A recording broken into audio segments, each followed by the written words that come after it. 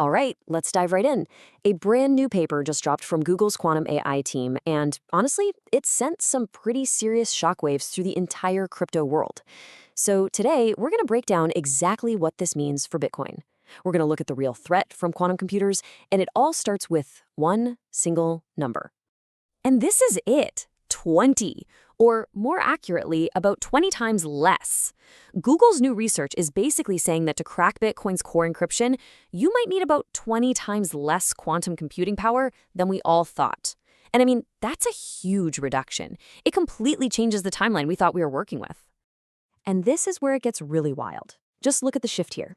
The old estimates, we thought an attacker would need somewhere between 10 and 20 million physical qubits. The new estimate? Less than 500,000. And the time it would take to actually crack a key? Well, that's dropped from hours or maybe even days down to just a few minutes. You see what this does, right? It takes this problem from being a distant late 2030s kind of thing and shoves it right into our backyard, maybe even the early 2030s. This is a massive wake-up call. So, let's talk about this quantum wake-up call. In this first part, we're going to cut through all the noise, all the crazy headlines, and figure out what the actual threat is. We need to separate the real science from the sensationalism. Okay, first thing you have to understand is that quantum computers aren't this magic bullet that breaks all of Bitcoin. No, they're a threat to one very, very specific piece of math. It's called the elliptic curve discrete logarithm problem, or ECDLP 256. This is the bedrock of the digital signatures that let you prove you own your Bitcoin. For a normal computer, it's basically impossible to solve. But for a powerful quantum computer, well, it could tear through it with terrifying speed. And that's the key takeaway right here. We're not talking about some quantum bulldozer that's just going to flatten the entire Bitcoin fortress. Think of that more like a quantum lockpick, one that's been perfectly designed to exploit one very specific, very tiny window of opportunity. And that unlocked window, it has a name, the mempool race. This is it. This is the most realistic and critical threat we need to be talking about. It all happens in that small gap of time after you've broadcast your transaction, but before it's actually been confirmed on the blockchain. So here's how the heist goes down, step by step. First, an attacker is watching the mempool. Think of it like a public waiting room for transactions. They see your transaction pop up, and boom, your public key is now exposed. Step 2, they feed that public key into their quantum computer, and in just minutes, they reverse engineer your private key. And finally, step 3, they create a brand new transaction, sending your money to their wallet, but with a slightly higher fee. That higher fee gets the miners to confirm their fraudulent transaction first. They've effectively hijacked your funds while they were in transit. Now, it's really important to know that not all Bitcoin is at the same level of risk here. The funds that are most exposed are sitting in these two kinds of addresses. You've got the really old-school pay-to-public key addresses, where the public key is just out there for everyone to see on the blockchain. And then you have any modern address that you've already spent from and then reused by sending more funds back to it. In both of those situations, your public key is exposed, making them total sitting ducks for a quantum attack. Okay, I know all of this can sound pretty scary, right? And that leads to a whole lot of what we call FUD, fear, uncertainty, and doubt. So in this next section, we're going to do some serious myth-busting. We're going to separate the FUD from the facts. Let's kick it off with one of the biggest fears you hear all the time.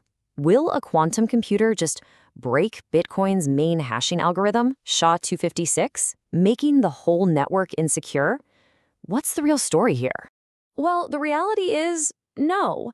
The quantum algorithm that could attack hashing is called Grover's algorithm, and it only gives a pretty minor speedup. It's nothing like the game changer that Shor's algorithm is for signatures. The bottom line is, for all practical purposes, SHA-256 is still considered incredibly robust and quantum safe. Okay, next big myth. What about mining? Could a single person with a powerful quantum computer just swoop in and mine all the rest of the Bitcoin instantly? And again, the answer is a pretty firm no. Our specialized mining computers, the ASICs, are just ridiculously energy efficient at what they do. A quantum computer would be way less efficient for that specific job. But even more important is Bitcoin's secret weapon, the difficulty adjustment. If someone suddenly brought that much mining power online, the network would just automatically make the puzzles harder to solve, balancing everything back out. So it's really crucial that we stay grounded in reality here. We're still in what all the experts call the NISQ era. That stands for Noisy Intermediate Scale Quantum. Building a stable, error-corrected machine that has 500,000 working qubits, That is a ridiculously hard engineering problem. Even Google thinks we're still years away, probably looking at the end of this decade or the beginning of the next. So, after all that, what's the plan? What can you, as a Bitcoin holder, actually do right now? Let's stop talking about theory and get into a simple, practical action plan you can use today. Okay, here are the 3 most important things to do. First, and this is just good Bitcoin hygiene anyway, never, ever reuse an address. Seriously, any modern wallet will handle this for you automatically. Second, if you happen to have funds on one of those super old P2PK addresses, make a plan to move them to a modern one. And third, keep an eye on and support the community's research into quantum-resistant upgrades, or BIPs. And just as important is knowing what not to do. Number 1, don't panic sell because of some crazy headline. This is a technical challenge with a technical solution, not some fatal flaw in Bitcoin. And 2, don't get distracted by the myths about mining or hashing. The real, and frankly, the only urgent issue we need to focus on is protecting those digital signatures. So when we look to the future, the solution to this is what people are starting to call the Great Migration. And this isn't going to be some simple software patch. We're talking about a fundamental, network-wide evolution to a completely new quantum-resistant standard. It is, without a doubt, Bitcoin's next great engineering challenge. But this migration, it comes with some really fascinating and tricky problems. Like, what do we do about the zombie coins? We're talking about literally billions of dollars worth of Bitcoin on addresses where the private keys have been lost forever, including, potentially, Satoshi's original stash. The owners can't move them to a new, safer address. How the community decides to handle all these funds that can't migrate, well, that's going to be one of the most complex debates in Bitcoin's history. So, in the end, Google's paper didn't signal the death of Bitcoin. Not at all.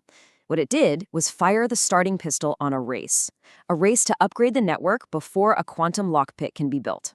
The great migration to a quantum-proof Bitcoin has officially begun. The only question left is, will its global community be ready to rise to the challenge?